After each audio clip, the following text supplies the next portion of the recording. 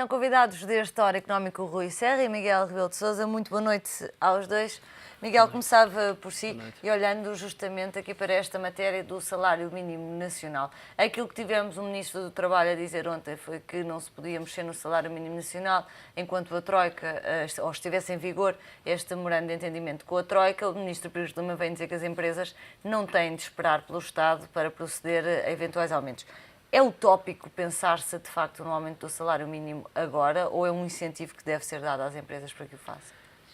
É um tema que já foi falado antes, não é? Penso que no início do ano passado, a meio do ano passado já se falava um pouco nessa possibilidade como sendo uma forma de incentivar um bocado a economia. A questão é que o aumento do salário mínimo nacional, sendo sempre bem-vindo, porque o salário mínimo nacional em Portugal é baixo, é preciso dizê-lo, é um bocadinho inconsequente para a economia, quer dizer, como uma medida isolada. É óbvio que se formos falar a um agregado familiar que ganha o salário mínimo nacional, se não quer ganhar mais, é óbvio que vai dizer que sim é legítimo que ganhe mais. Mas em termos económicos... Se isso se vai traduzir em consumo... Não vai. Não vai, porque acontece é que essas pessoas já estão debaixo da tona da água. As pessoas o que fazem é compensam ligeiramente as perdas que estão a ter neste momento e que, no fundo, acabam por acomodar um bocadinho melhor a crise. Mas isso não significa que vamos ter um impacto positivo na economia por causa disso, porque isto é uma medida totalmente avulso. Era preciso aliviar a carga fiscal. Muito mais importante do que subir o salário mínimo nacional era aliviar a carga fiscal. E quando nós estamos a falar em cortes, em pensões e salários acima dos 600 euros, isso tem muito mais impacto. Isso sim tem muito mais impacto, porque as pessoas a partir desse rendimento de 600 euros, embora seja um rendimento também bastante baixo, as pessoas já têm uma maior propensão a consumir e acabam de alguma forma de sentir muito mais impacto no seu rendimento disponível pelo facto de ter, no fundo, uma redução do seu salário.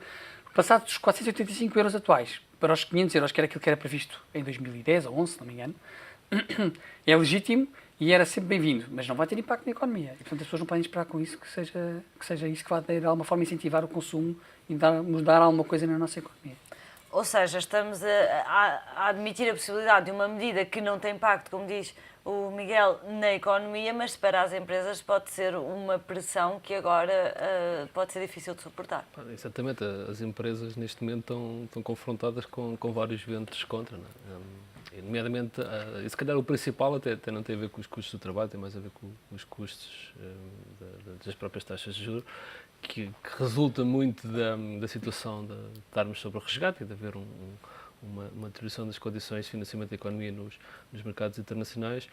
Mas, claro, obviamente que a parte dos custos do trabalho, e que à partida, antes da crise, era também um problema da economia portuguesa. Nós tínhamos tido uma evolução dos custos de trabalho desconexada um pouco com a média da zona euro e obviamente isso prejudicou a competitividade da economia portuguesa. E daí, obviamente, que esse é um dos grandes argumentos para que a Troika, principalmente o FMI, que tem sempre uma visão mais ortodoxa, mais do lado da oferta do que propriamente da procura, que esteja contra este tipo de medidas.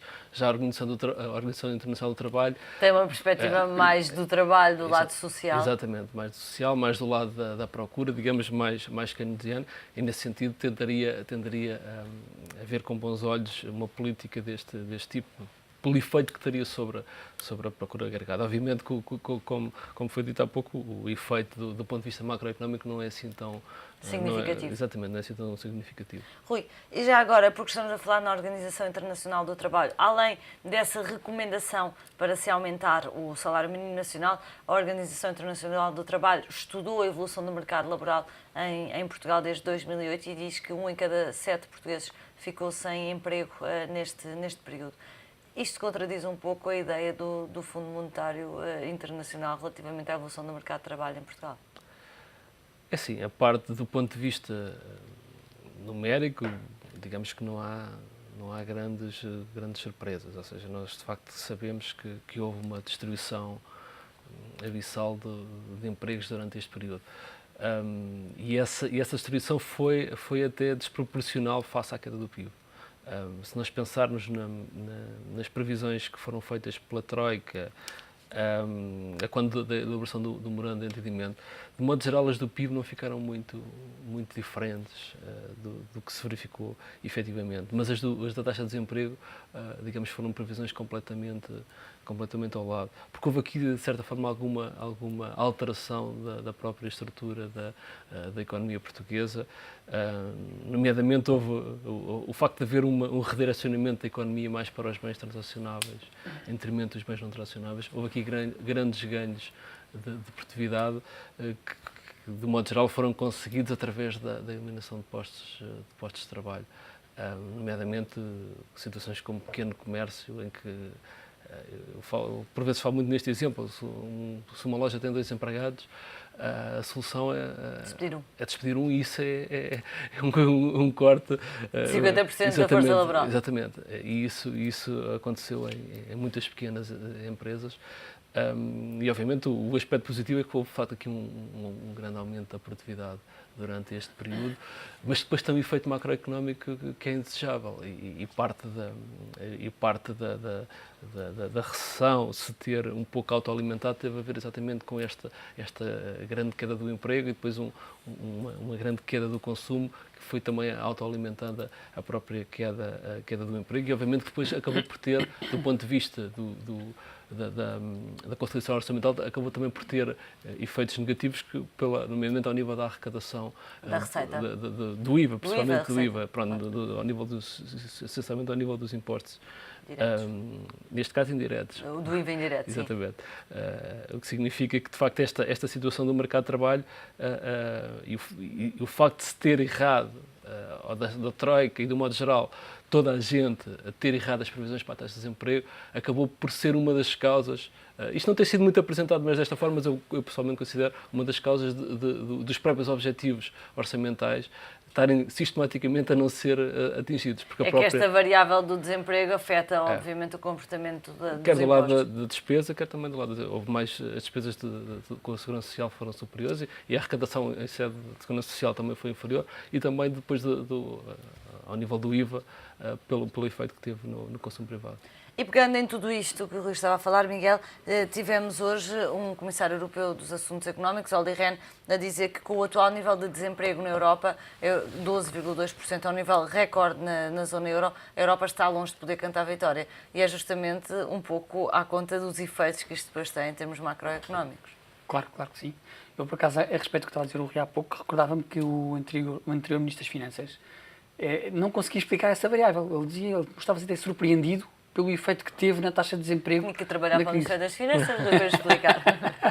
E, portanto, isso mostra, vai um bocadinho no seguimento que está aqui a dizer o Rui, porque tanto o Ministério das Finanças como o FMI, o Ministério das Finanças um bocado guiado pelo FMI, mostraram-se bastante surpreendidos e não estavam minimamente à espera do aumento da taxa de desemprego que ocorreu. Ora, em nível europeu, estava a dizer, a taxa de desemprego também está extremamente alta. Está extremamente alta.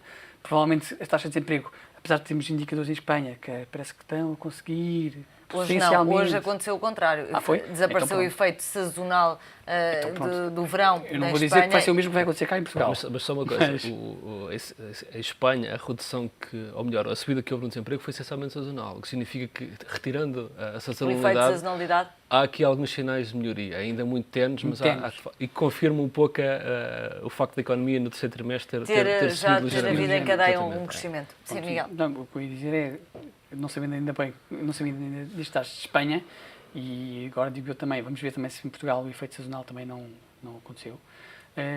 O que diria é, em Espanha nós ainda vamos ter uma crise longa pela frente, não é? Em Espanha e Itália por arrastamento. Portanto, a crise económica não está resolvida. A Europa não pode com isto pensar que, apesar de já começarmos a perspectivar crescimento para o próximo ano a nível europeu, e mesmo para Portugal, eu estava um bocado surpreendido por ver que Portugal perspectiva 1,5% de crescimento em 2015. Bem, estamos um bocado longe para dizer isso, não é? Nós para lá chegarmos e para termos um déficit de 2,5% em 2015, porque vamos percorrer ainda um longo caminho. Até porque pressupõe-se que se chega a 4% em 2014. Claro. A Comissão Europeia está convicta disso, mas um ajustamento de 1,5% também no ano não é coisa pouca. Alexandra, está a ver, é um longo caminho. Para lá chegarmos, ainda temos que percorrer um longo caminho e, sinceramente, não sei se vamos conseguir lá chegar.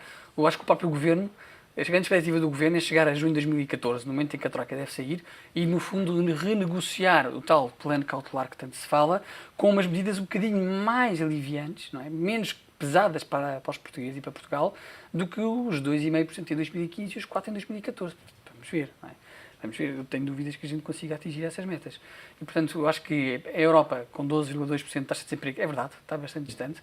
Nós também temos que perceber não só o que vai acontecer nestes países, mas como o impacto que isso vai ter também na própria Alemanha.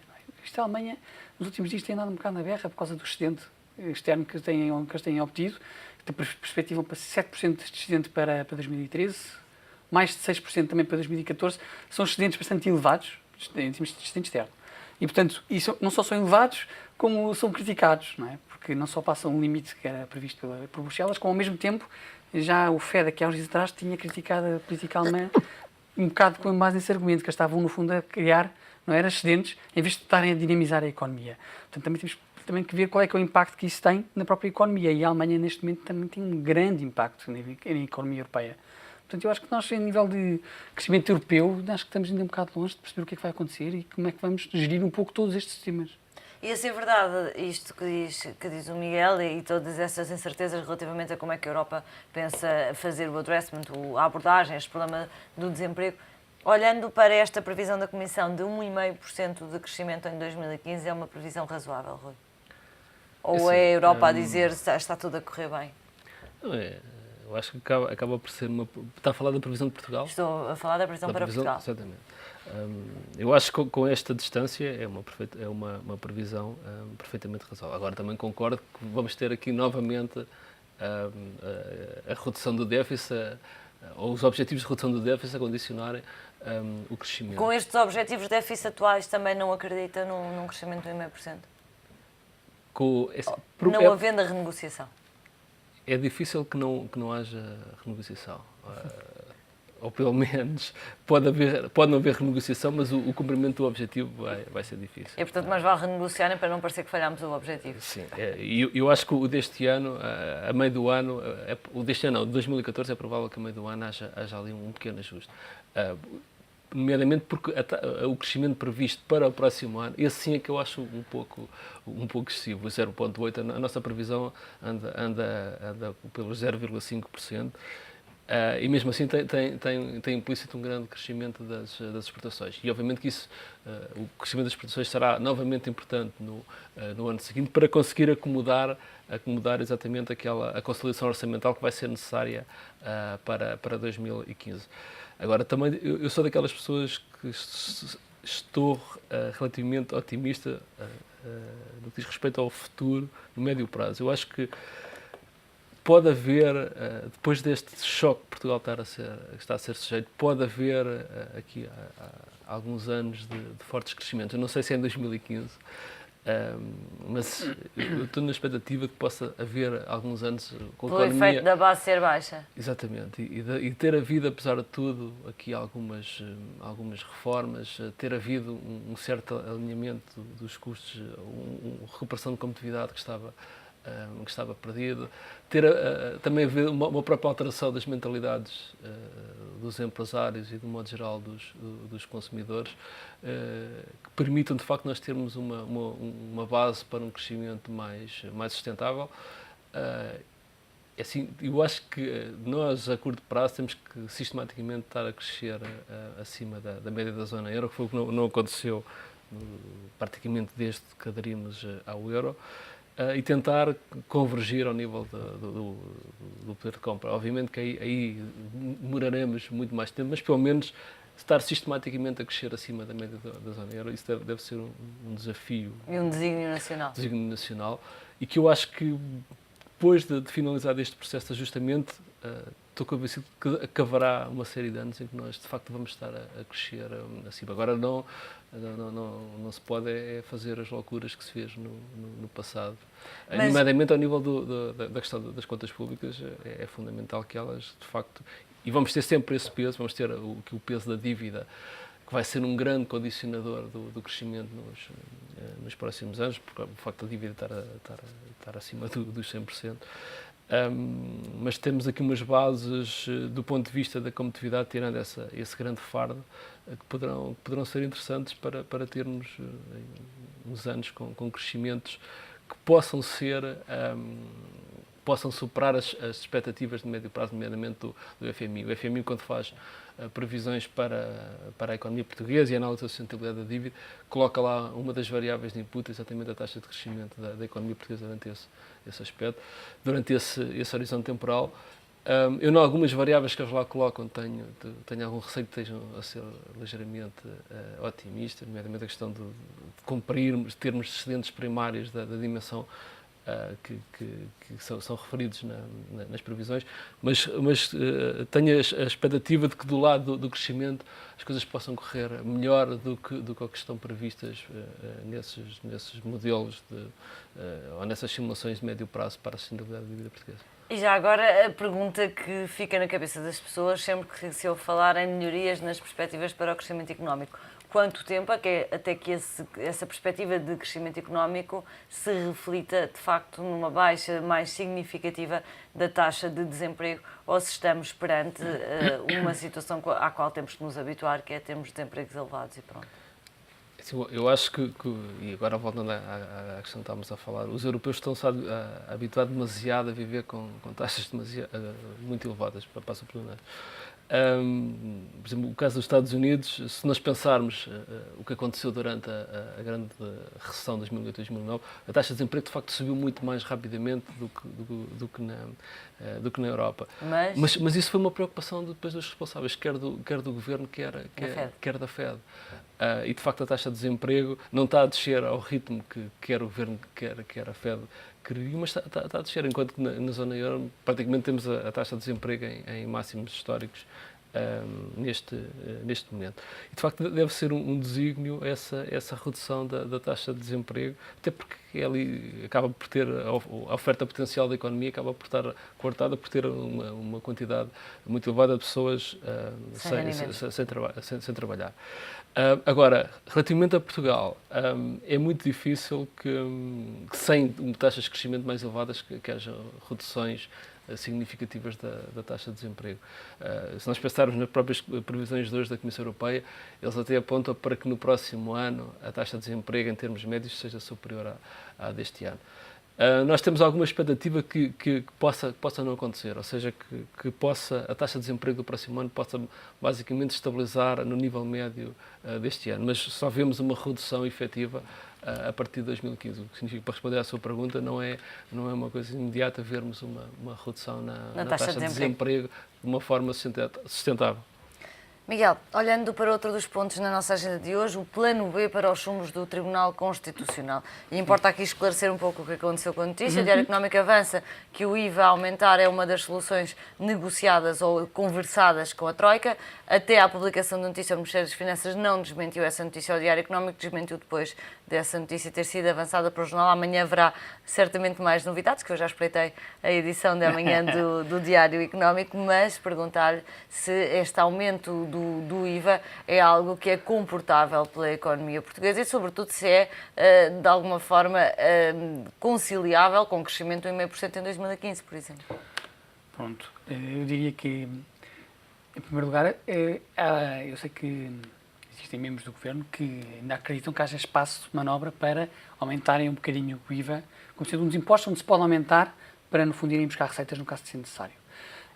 Também é verdade que eles, tendo essas pessoas essa opinião, e sendo perfeitamente verosímil que o Diário Económico anunciou que seja mesmo, efetivamente, um dos casos em cima da mesa, porque não há muitos mais, não há muitas mais alternativas. Nem sequer é porque nós não gostemos deles, é porque claro é o que é. Não há muitas mais alternativas.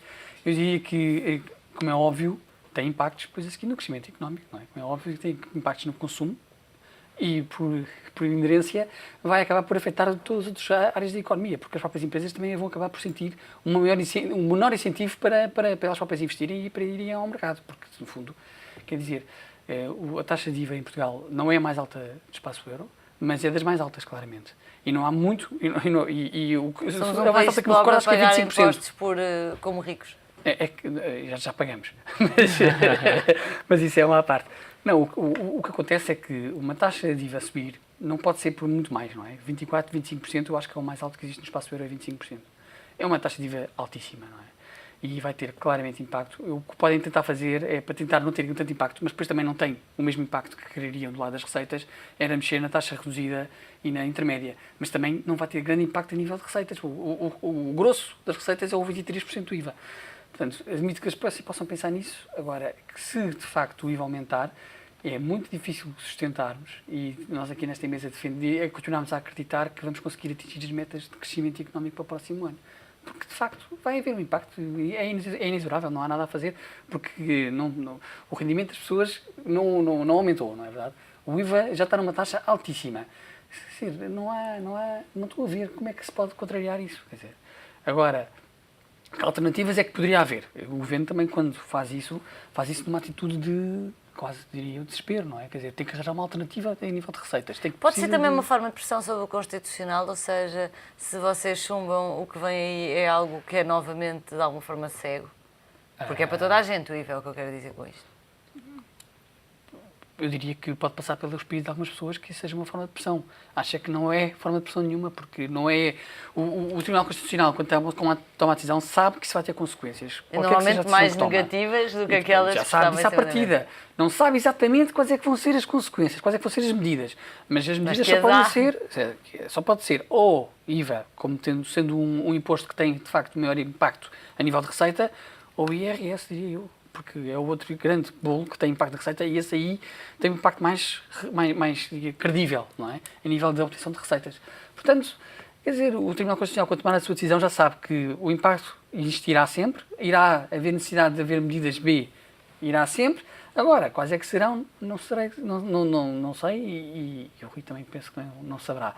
Mas, de facto, custa-me a acreditar que isso seja uma forma de pressão, porque, quer dizer, nunca saíram boas notícias do Governo depois de haver um chumbo do Tribunal Constitucional a uma medida deste orçamento. Portanto, é mais do mesmo. É mais do mesmo. Miguel, muito obrigada. Rui, muito obrigada. Miguel Rebelo de Sousa, Rui Serra, um olhar sobre os temas que dominaram a atualidade esta terça.